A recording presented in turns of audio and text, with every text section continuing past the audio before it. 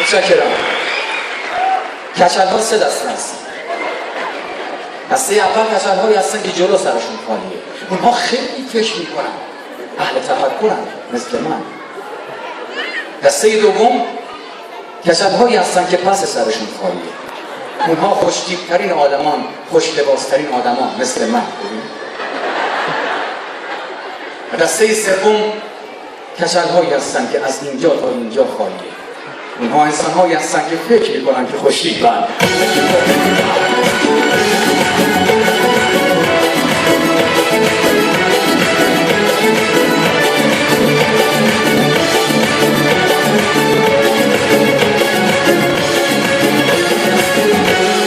شما نگاه کنید، هنوزم سرصدا تو سالن از من نمیدونم علتش چیه.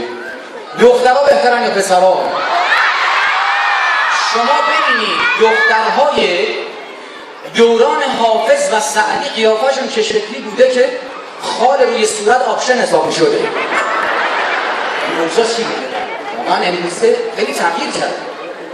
به لطف آرایش هم هست. آرایش چیست؟ آرایش لایه‌ای است بتونه‌ای و ضخیم که در عرض چند دقیقه گلاب خاتون رو تبدیل به پارمیلا میکنن.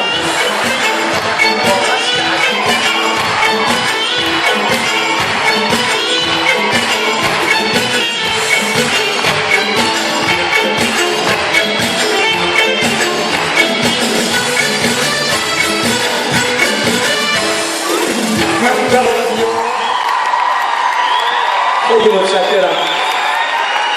آقا عجیبه که این خواننده به این قشنگی میخونه، اون وقت بهش میگن حسن فرسوده. درسته؟ نه که بگی هم اسم منو میخوام ازش دفاع کنم. عزیزان جان، هم دیگر رو در باب زشت صدا. همین مهران امامی که از دوستاش خرش مرد، 30-40 نفر از دوستاش جمع شدن گفتن بریم مسخرش کنیم. هی رفتن بهش تسلیت گفتن. اونم شاطی شد. دست آخر برگشت گفت والله من تا حالا نمیدونستم خر من اینقدر کفا میخوره.